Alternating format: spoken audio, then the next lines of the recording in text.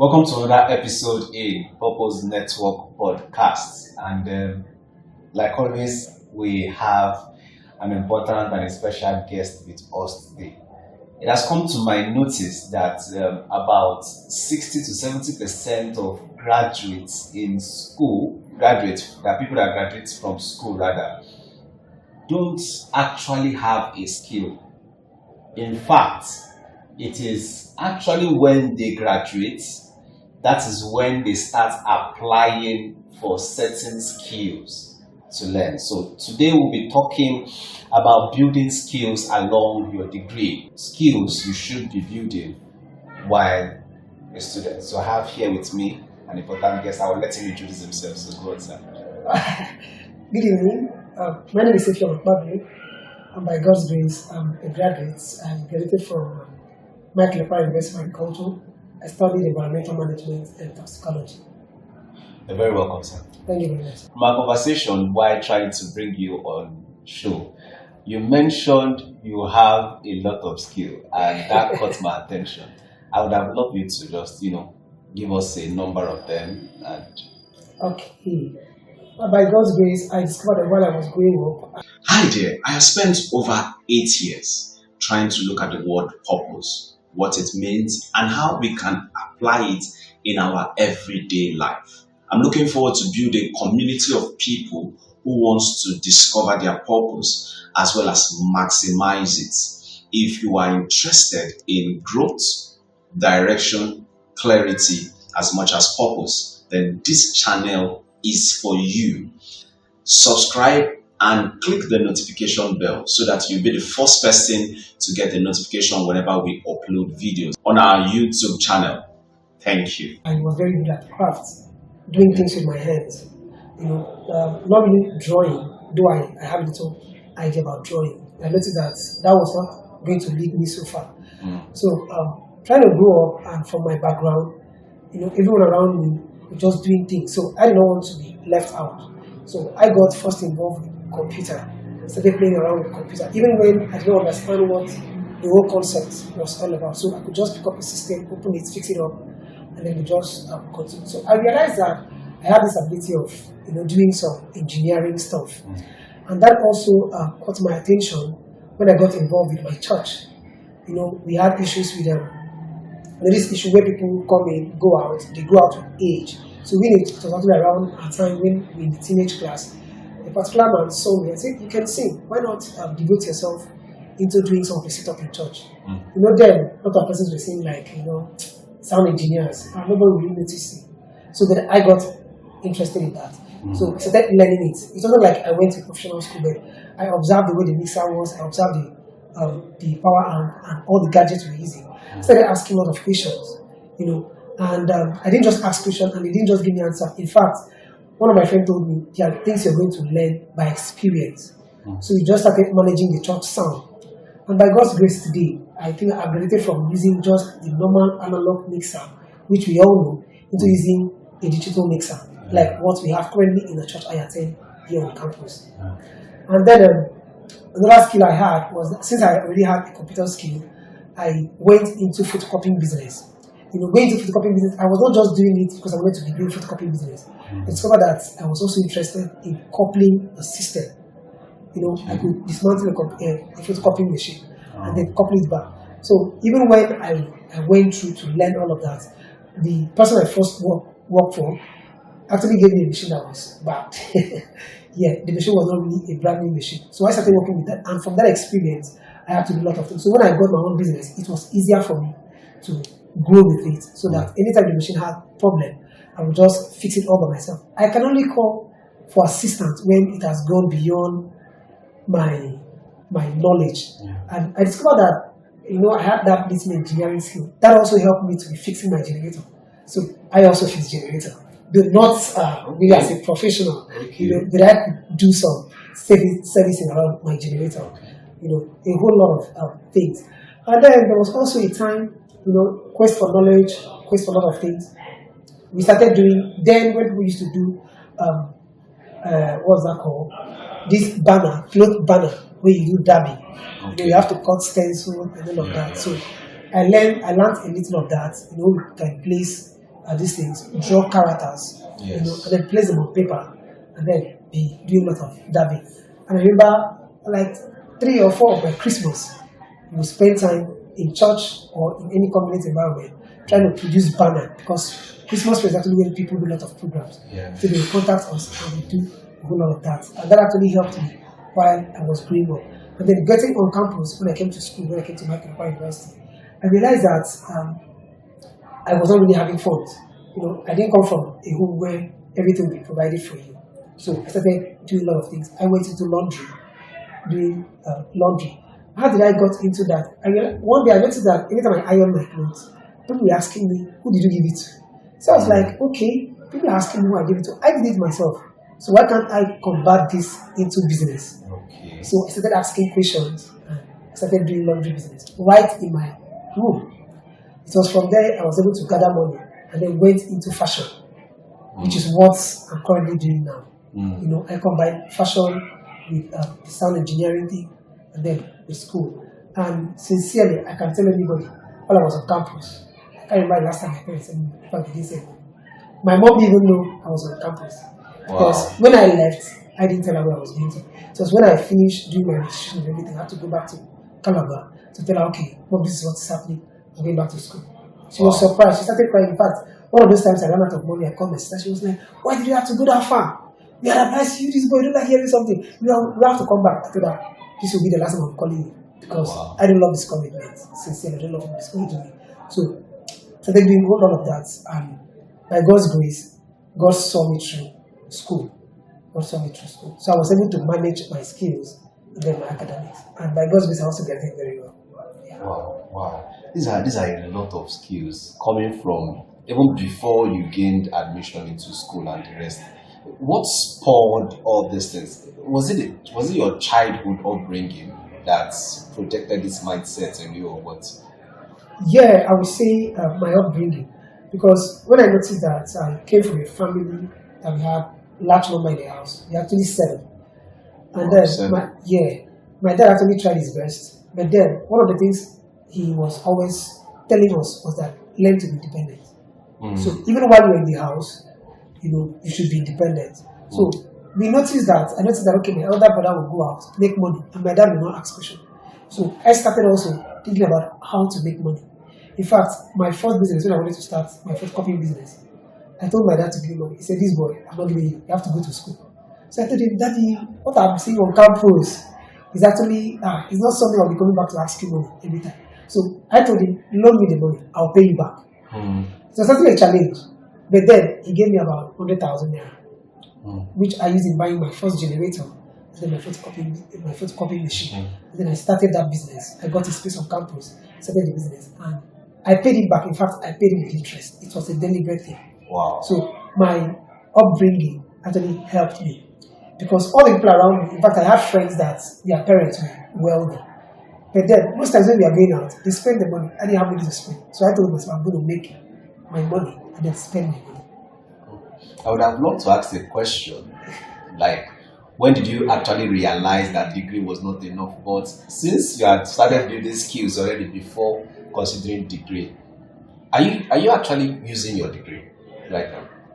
Yeah, I'm not. I wouldn't say I'm using it, because actually I've been searching for a job. Okay. An office work, white collar job, so to say. I've not been able to find any yet, but then I'm still applying. And currently I'm doing my master's degree. Okay. Wow. And then it is the skills that you learned on campus that's actually sponsoring what you're doing now. Yes. Wow. How did you come to know the kind of skill to go into part-time? You talked about certain skill. I know you mentioned a part where somebody had to now tell you, okay, you are good in music, okay, come to the sound, this thing and all that. But for yourself, when you start really being independent, how did you come to know which skill to go into part-time? Okay. Starting from the sound engineering thing, Yeah. which is actually one of the things I did voluntarily, and then today I'm actually doing a lot of things with it. I noticed that while I was in church, people were going and then they were leaving church. Okay. And then most times you go for rehearsals, if you're a musician or if you're a music lover, it can actually be frustrating when you're in church and then there's nobody to turn on the sound. And then the church has actually placed an order. Nobody should touch it. So I had to develop interest at that point because there was need for someone to manage the equipment. So I developed that interest as at that time. In fact, I didn't know I was going to go that far. But I noticed that as I was building, there's this thought for me to actually own a studio, which is actually one of the visions I have. As a music lover, as a music minister, I would love to own my own studio where I stay to do my rehearsals and then do a lot of things I want to do, music. And then getting to campus, I noticed that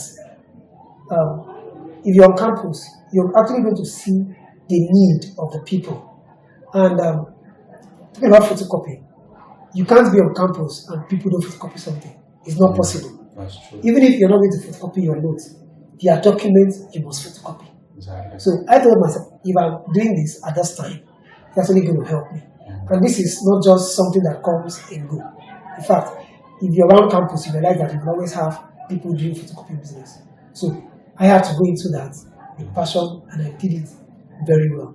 And then going into laundry, when I left Calabar and I came here, going into laundry, I noticed that a lot of students around where I was staying were unable to wash their clothes. In fact, some of them used to complain that it's tiring. So you see a student repeating clothes coming to class and it's smelling. So I told myself, okay, I can actually do this, help some of them. So when I started, because someone asked me, how come that you're always appearing neat? Every time you're wearing shirt, start shirt, well ironed. I told them, if you devote yourself to it, you can actually manage your time properly. So I noticed that there was actually need to do that. So I started it. And going also into fashion. I started fashion around 2020 during COVID break. Okay. At that point, students, unfortunately for me, I came back to resume school when people were going on holiday. Yeah. So there was, in fact, I came back on a Thursday and the COVID break started on a Monday. So there was no way I would travel back. And at that time, I already moved some of my things. I sold out my business in Calabar. I moved down there. So I made up my mind I'm going to stay here for a while. So there was no way I was going to carry my generator, carry some things and start traveling back. And every time I go back to Calabar, what would I be doing exactly? So I had to stay back and then think about the laundry business and then build on it. It was around that period I also had need to. I said, okay, let me not just depend on this. Let me learn something else. That was how I got into fashion. I spoke with a friend of mine about it and then introduced me to someone, to the person I learned sewing from. And trust me, it was actually a very good time for me. It was when I got into fashion, started learning, I had to call some of my friends. Alpha, what are you doing this period? I'm thinking it's actually time for us to be. So we go to church, we pray, and then I go back to the shop, do what I have to do. So for me, COVID break was not just a break where people I would just need to grow fat, sleep, and all of that. It was a time for me to learn a lot of things. I think the COVID break was actually one of the blessings for me too, because that was when I actually produced my first hardcover book. Wow. That was when I finished writing it, and then I think after the COVID, that was when money came in for the production of the book. Wow. And just like you made mention now, we are seeing that for somebody to actually build a skill, there's supposed to be a need. Yes. There's supposed to be a need, just like you made mention, and that need comes from the environment. From the environment. Yes, you find yourself. That's actually beautiful. So for any of us out there now looking forward to build up a skill, it starts with the need. And this is how God actually works. Remember in Genesis when he said he wanted to create man. In Genesis chapter 2, he gave us the breakdown. Yeah. There was nobody to take care of the garden. So there was a need. Yes. That's a man should actually come in, yes, to do it. And that was how it happened. What would you say now to a year one boy coming into school? Maybe have your kind of background. What would you say to that person in terms of, it's more like I'm asking you, why is building skill in university very important? Yes. Yeah, why that is very important is that, truth be told, the way we are going, the way Nigeria is going, the way the world is going, we'll actually get to a point where everybody should be independent. Yes. If you come from my kind of background, you realize that your parents will not give you everything you need. In fact, if they manage to pay your school fee, you are on your own. So how you're going to take your bed, how you're going to, whatever you're going to wear, how you're going to buy your books, may not necessarily be their concern. Not as though they won't be giving you money. But then if you come from the kind of background I came from, you realize that if you ask for 20,000 naira, they may struggle to give you 5,000 or 10,000, which cannot take care of you throughout the semester. So as a student, I will advise you, even before coming into campus, that you should learn something. In fact, I am one of the persons that keeps telling people, don't go and work for people. Yes, I am an advocate of that. Instead of going to maybe a shop to be a sell boy or a sell girl, I will tell people, I advise people to learn a skill. Now, why I do that or why I say that is because with your skill, you can do it anywhere at your own convenience in your home. You can start it anywhere. In fact, you realize that everybody that has a skill, most times don't even need an office or a shop. Like I made mention before, when I started doing laundry, I did it right in my home, with my reading table, the little plastic table. That is where I was ironing clothes. In fact, one day somebody gave me a bada. So imagine ironing a bada on a small table. Yeah. You know, and that was actually stressful. But I did it. And when I delivered the job, the guy couldn't believe it. One of those days, the guy said he was coming to my house to pick the clothes. So when he came, he said, "Where do you iron?" I showed him the table. He was surprised. So he decided to add money to what I charged him initially. Yeah. So you notice that if you're just going to be working for people, after a while, or when you get something else, you're going to leave that job. But if you have a skill, you can comfortably be working for somebody and still be using your skill. For instance, there was actually a time I needed to go look for a job. But somebody was asking me, how are you going to combine it? I said, trust me, I'm going to combine it. So I already planned myself. For instance, if I'm to do laundry, if I go to school, I'll meet my lecturer, talk to them, they give me clothes. I program myself. So if I come back in the evening, I will do the washing. Early in the morning, I do the ironing, so I can deliver to them the following day. So if you're also working for somebody, and then there is time, you can actually balance a whole lot of things. But then, if you're going to depend on just the salary anybody will be paying you, you realize that once you leave that environment, it will actually take you time to start looking for that kind of job where they will be paying you. But if you have your skill, you realize that you'll be comfortable wherever you are. And you won't have to be meeting people every now and then to be asking for help. Let's even go first to this part. What's your definition of skills? Okay. My definition about skill. First, it starts with what you can do. What you can do. And then what you have passion for. Because why I talk about what you have passion for is that somebody can actually start doing something, and then on a long run, notice that you're not doing it again. Why? Because the passion is not there. So, skills start from what you can comfortably do. I started ironing from a very tender age. I used to iron my dad's clothes. So, I remember one of those days, he wanted to give his clothes to a laundry guy. And I told him, "How do you bring the clothes?" He said, "You're not going to starch it." I told him I will starch it. After I get starched to starch my own clothes. And I didn't have money. So I had to talk him into it. He said, "If these clothes don't come out well, you'll be in trouble with me." So I kept quiet, collected the money, bought cold water starch then. And then I made sure that I dissolved it very well, starched the clothes, and then used the remaining money to starch my own clothes. So by the time he came back, I think the only difference between me and the laundry guy then was that I did not put the clothes inside nylon. That was just the difference. So I ironed it very well and then placed it on his box. When he came back, he saw it. He was so happy. And since that day, he stopped giving out his clothes. So I became his personal laundry guy. So for me, it was just something I was doing at free will. Until I got to campus, I noticed that there was need to do that. Yeah. Are you still doing the laundry business? Okay. Because of my busy schedule, I'm actually not doing laundry. But I still have plans. Okay. Yes, I have plans. At this point, I won't be the one doing it. So I will employ people to do it.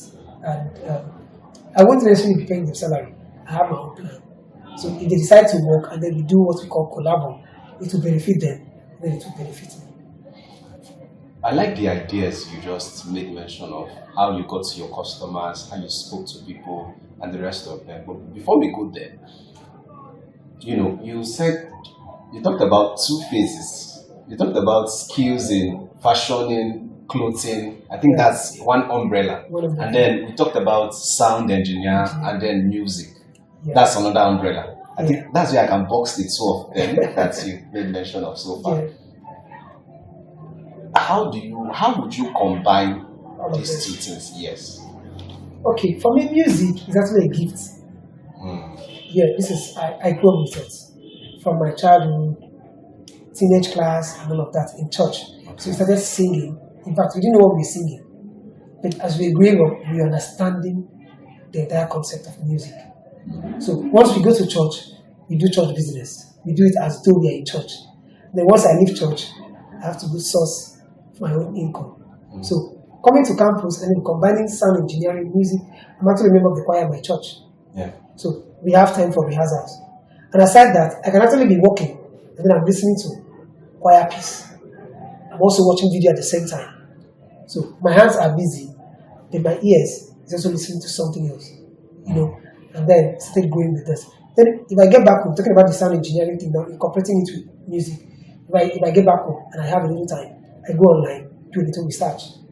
And then when I go to places and I notice a particular kind of sound, I will also try to ask questions and then go back home and then make findings. I remember one of those times when Reinhard Bonnke of Blessed Memory came to Calabar. Where they did the crusade was very close to my house.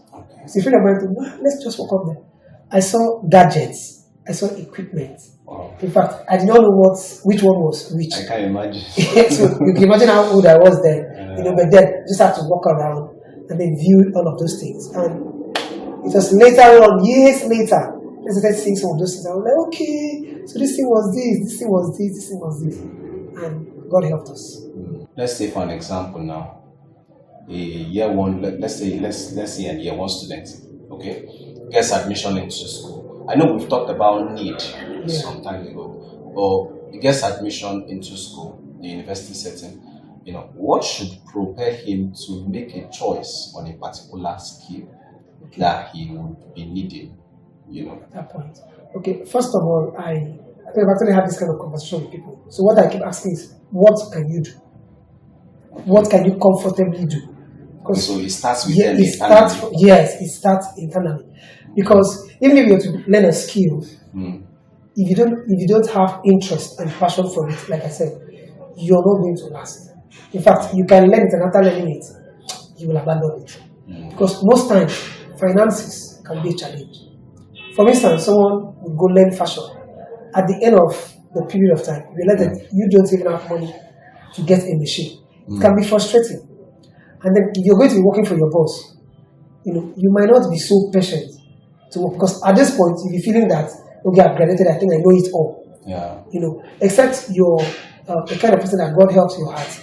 So you can still be running in that shop comfortably.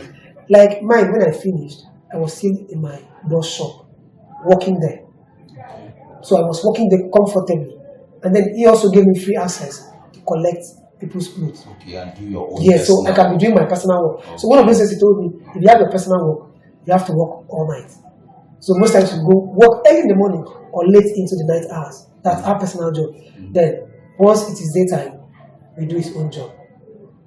You get it? So imagine I don't have passion for it. At that point, I would have just said, Uga, I can't do this any longer. So I would have left the place. And I bet you if I had left that time, now I'm going to be doing it.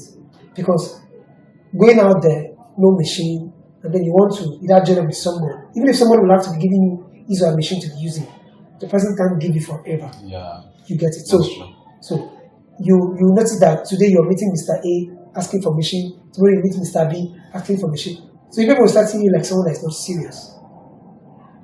And on the long run, if you get frustrated, you're going to abandon it. And once you abandon it, you're going to start thinking of what next to do. And once you start jumping from one thing to the other, you realize that you can end up doing or having a lot of ideas that will not be realistic.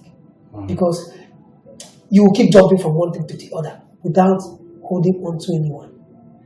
So the first choice should be internally first. Yes. Because there are trends today. Yes. And they're like, it's just like even our parents deciding the choice of career for us. and they're saying, oh, the doctors are making it now. Yeah. You should be in the doctor line. So in terms of the set of skills that we are supposed to have while in university, I love the fact that you put it that it must start from what you can do. Yes. You know, what you have passion for. Not actually trends. Yes. Where the money, what would you even advise to a person that is going for a skill that he knows that this is where the money is coming in now? Okay. I think one of the skill that is, so rampant and bringing a lot of money is tech skill. Yeah. So if people go into tech, I have a lot of friends. I have a friend that is a web developer. I have a friend that is front-end developer, back-end developer. I have friends that are do graphics. Yeah. They are all surrounding me.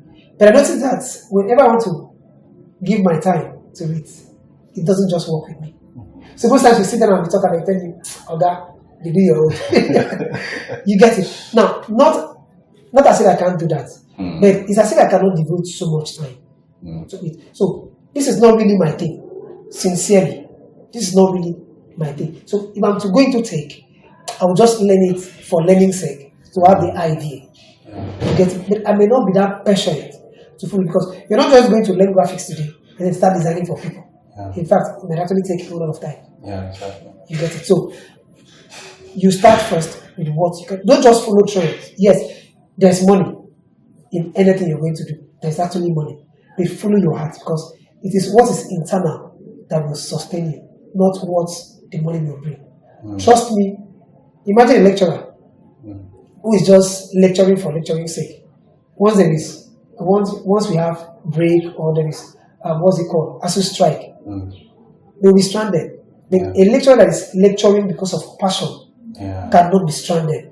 Because once school is on break, you notice that you will always have people you're working for. And as a researcher, you will also want to be, building yourself, developing yourself, going into a lot of research work. But then if you're just lecturing because lecturing job just came up, when others are doing something else, you'll just be in one corner. So not just going for the money, go for what you have passion for.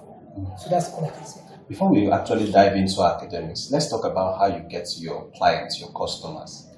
You just talked about the transaction which you had with your dad, which I find it very bold and very interesting. So now you have these skills. While in school, how do you get your customers? Okay, as a fashion designer, most times, in fact, any fashion designer will tell you, you don't need a shop.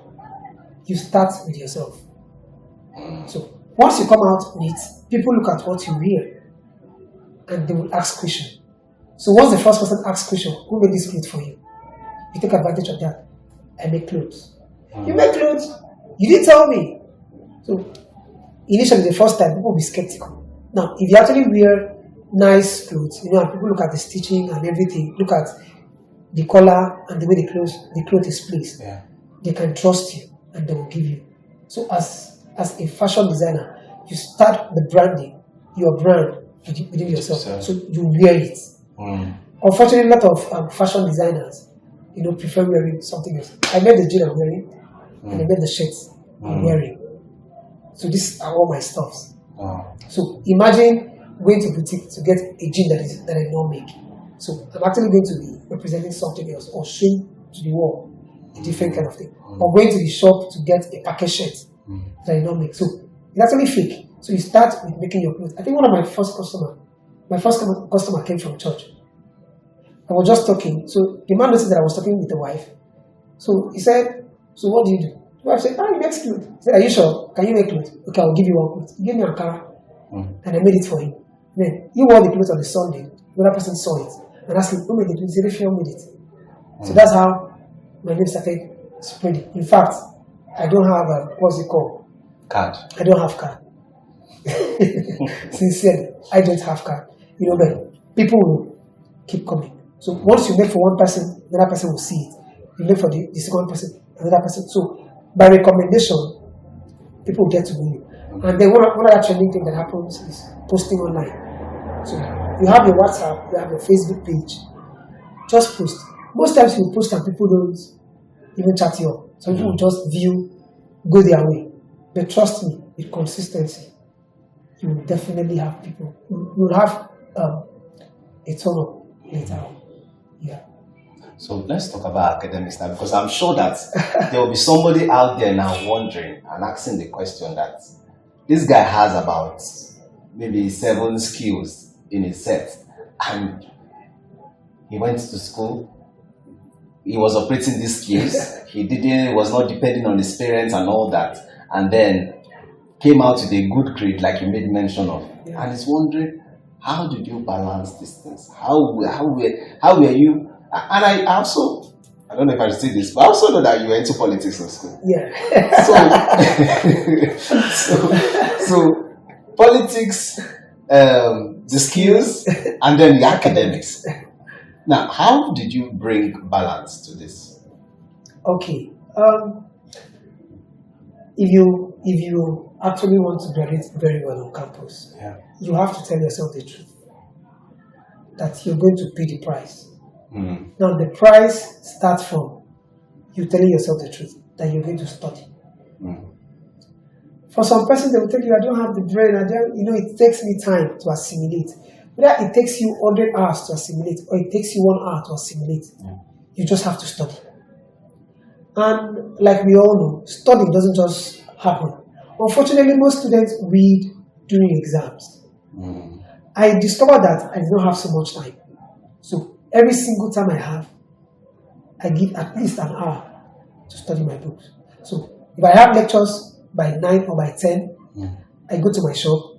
From the shop, I'm leaving the shop for lectures. From lectures, if it falls on days I have rehearsals, so from lectures, I'm going to church for rehearsals. From there, I'm going back home. So I discovered that I was living, my life was in a triangle. From my house to shop to campus. And then I attended the campus church. So my lectures in church, the same place. I'm going back to the house. So if you don't see me in church, I'm inside campus. I'm on campus. When I go to campus, in my shop. So I didn't really have time to be flexing because that was not necessary for me. Yes, I had wanted to do that, but I don't think that there was no need. So every little time I had to, and then I surrounded myself with friends that were also serious academically, so that where I missed out, they can actually help me out.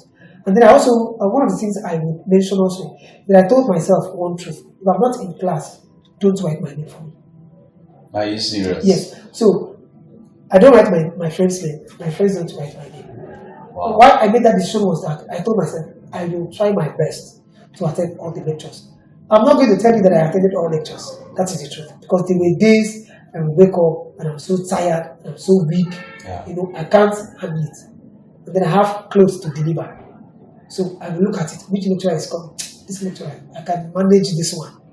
So I will stay back, go to the shop, fix myself. There are lecturers that you must attend their lectures. So those ones, I have a way of telling my clients, okay, I'll attend to you. Let me get to campus. And I will also tell us the truth. Most times, money will drive you such that you will want to abandon one thing. Please, as a fashion designer or someone that is into a skill, do not collect more than what you can handle per time. Okay. Do not collect more than what you can handle per time. Okay. If you know you're not going to meet up, please tell the person, I'm not going to meet up. Or you have people you can entrust the work to. Okay. So I also have friends that when it gets to that point, I'll tell them, please, I have a job. Can you help me do it? And I'll pay them. Yes. A tailor talking to a tailor, we have our own, the person will charge me as though I'm just coming from anywhere. So I give out to my friends. Sometimes they help me deliver it. And then I deliver to the client. All of that. So I told myself, I am going to devote myself. So every night, I give at least an hour or two to read. There are days I sit on my table to read, and I end up sleeping. What I do, which was looking foolish, was that if I told myself I'm going to read from 3 to 4, if sleep would disturb me, I'm going to sleep on that table from 3 to 4. So once I stand up, I will tell myself I did something. So I was serious. Yes. But I don't do that during exams. Because during exam period, I shut down my work and focus on my academics. So 2 weeks to exams, I'll check how well I've prepared. If I didn't have enough time to cover up, so I'm going to tell myself, okay, you're actually going to stop a lot of work and So no matter the kind of work that is coming, I'll tell my client this period, this 3 weeks, this 4 weeks, this 1 month. Sorry, I may not be able to attend to you. So if you're giving me a job, you know, this is when I will deliver it. Except I have someone I will give the job to, which is my business with the person. But most times I used to be very frank to tell them I can't handle it at this point. That's really brilliant. That's very brilliant. So maybe the last question, or maybe another question will pop up. Okay. Okay, so what skill would you advise every student to have before graduating? Before graduating. What particular skill do you feel or think that every student is supposed to have before they leave the school? Okay, I won't actually say there is a particular skill anybody should learn, because there are a lot of skills. Yeah. There are a lot of skills. So, like I made mention before, check yourself. What can you actually do? So, if you know something you can comfortably do, start with that. Now, other skills will pop on along the way, but start with that. Now, like I mentioned before, why you have to start with what is within you is that in difficult times, you will be able to handle it. So, I'm not going to tell you go into take because there is money to take. You can go into take, and then after 2 months, with the stress and everything, you fall out.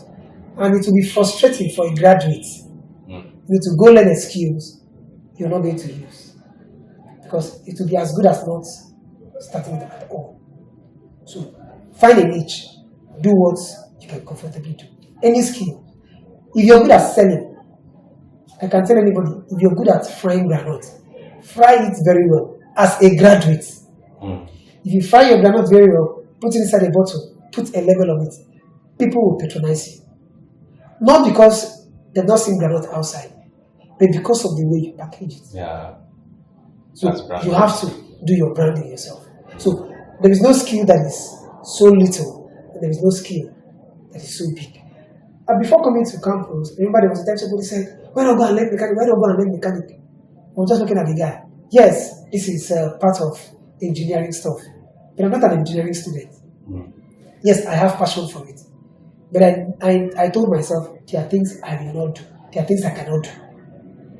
Because for me, that is actually looking like something outside the box of what I wanted for myself. So imagine if I had gone to learn mechanic and then from there started driving. There's possibility that I would have abandoned school. Because from learning how to repair vehicles, you start driving. Before you know, I'm going to transportation business. Yeah. Who will have time to come back to campus? I may not have that passion. Yes, I have friends that were also into transportation business. You get it. But then, for me, that was not it. It was a different kind of thing. So, but just to mention, after school, I remember there was a time I needed to try something else. So I also went into transportation business. Started driving keke as a graduate. But that was just that was just for a month. Wow. I couldn't survive the road. The road is rough. So I had to leave the whole thing and then get back to the shop.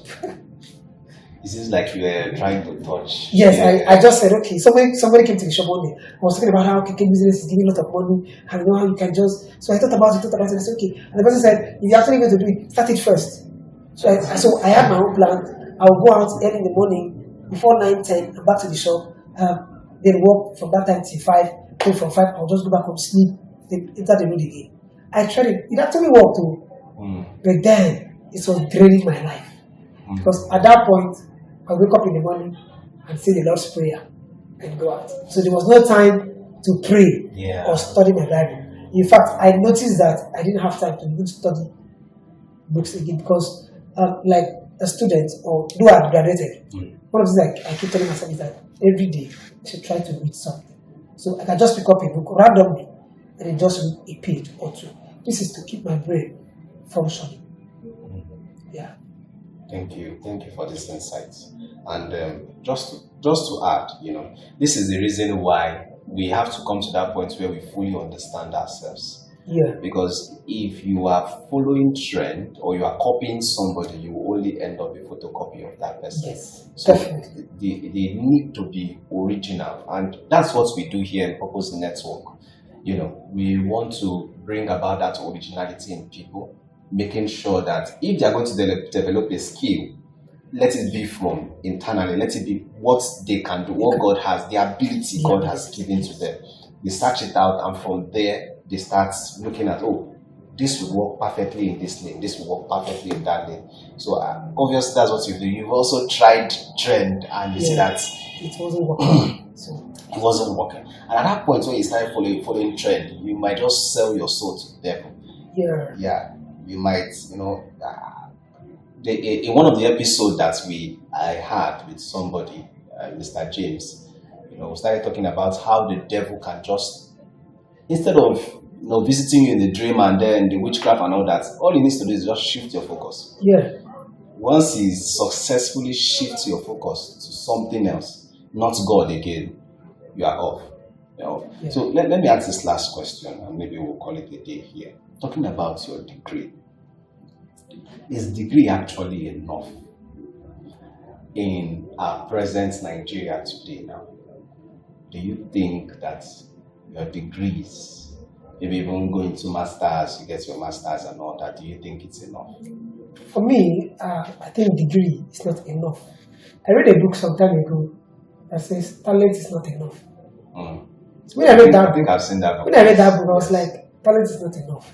So with all of these things, it's still not enough. So there was this quest to go for more. So if you're just going to have a degree on campus and then you settle with that, it's not enough. I've seen, sorry to bring this up, I've actually seen people, either teachers or lecturers, that after 35 years of serving the people, they go back home with nothing. They are just dependent on their gratuity and their pension. So you notice that sometimes somebody must have been a professor, but then if you look at his life, the only thing he can do is just to speak English. But then there's no tangible thing to show forth for. So for me, degree is not enough. So you go for this and also balance it. Even if you're going to be totally dependent on the degree, make sure that you put in all effort not to stay on that low level. You have to keep growing. You can even be a professor, but how many people knows you as a professor? Because we have professors that are just within the campus. So internationally, nobody knows them. Meanwhile, there are international bodies that you can, associate with, where you can also be getting contracts. You can also be. I have a lecturer. I won't mention his name. He sits in his office and then writes a report. He's into EIA. So he sits in his office. Sometimes people go to the field, collect data, bring it for him. Sits in his office, interpret the data, write reports, send it back to them, and he's making his full cash. There was a day he told us that he made $1 million that week. Because a particular organization, which I'm not going to disclose the name, called him and told him, okay, we want you to do this. He said, okay, can I handle it? It was supposed to be a 3 days tax, which he actually finished in 3 days. But Nigerians now, he told them, no, wait, I actually finished it in 1 week. So they paid for his traveling allowance, paid his hotel allowance, paid all the bills. Meanwhile, the lecturer did all of this in his office. And he made $1 million in his office, comfortably. So whenever I see him and I'm talking to him, I tell him, sir, take us to the field, but let's also experience the state. Oh my God. So if you're going to depend on your degree, make sure that you're not just sitting down, just doing the normal thing. Think outside the box. I have a lecturer that is now working with United Nations. I have lecturers here on campus who are working with different organizations, different bodies.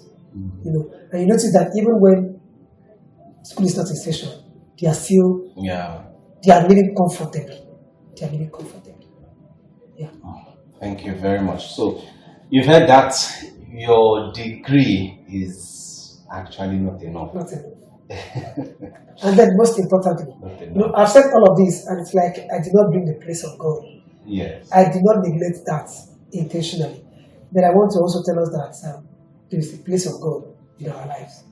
Because in all of the skills you're going to be learning, in all of the things you're going to be doing, you want to get into entrepreneurship and all of that. If God is not backing you up, you'll be running into error. Like I said, there are a whole lot of things to do. Despite the fact that you love something, you have passion for something, you'll also have to ask God, should I go into this? Will it work? I remember when I wanted to do laundry, I had to spend time to pray. I told God, should I do this? Will it work? And I had my own confirmation. So I went out. So imagine in my room, I just went outside. In fact, I was living in a place you could see, family house, kind of. So I just spoke to my landlord, who was also staying in the same place. And he said, okay, go ahead. All I needed to do was just put a banner in front. So I noticed that when people were coming to me, and even when I'm talking to them, it was just easy for me because God was backing me. So in all the skills, it is only God that will give you the grace and the ability to excel. In fact, there are times you try to combine this with school, you will definitely break down. But this is that for some of us, no matter how we stretch ourselves, no matter how we go beyond limits, we don't break down. It's not because we are so strong, it's just God's grace and mercy. So you must recognize the grace of God in you, and then know that there's nothing you're going to do. You can't be successful in life neglecting God. So to bring a balance, so that to bring a balance to this thing, as a music minister, I told myself if I go for programs, invite me. In fact, if you invite me for a program to minister, and you tell me how much are we paying you, I may not come. Because for me, money is not the priority. All I need to do is to ask God, should I go? If He gives me the go ahead, I go. So at most, if you start talking about money, I'll tell you, if God lays it in your heart to bless my life, you do that. So whatever God lays in your heart, you do. I'm not going to tell you, you must pay me. In fact, if it comes to a point where I don't have transportation money, I will know that God will let me to go.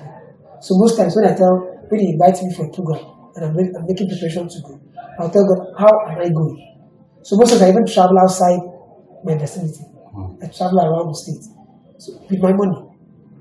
So imagine spending like 20,000, 30,000 and going for a program. Then they give you on the rate of 10,000. It can be frustrating, sincerely. But if God has already told you to go, He will make a way. So God will most times, God all the times, provide all the resources I need. Then I will go there, minister, and I come back. There are places I go to and they give me, I'll tell them no. If they insist, I'll collect, put in their free basket, and I go. Because God did not tell me to collect. Yeah. Well, thank you very much for bringing a balance to that. And just like he has made mention of, you will need God in everything. And I think even if you want to discover yourself, you need God to actually discover yourself. Yes. Exactly. So everything has to be in line with purpose. So thank you so much for this opportunity, sir. God bless you, sir. All right. See you in the next episode. If you have not subscribed, this is a good time to do that.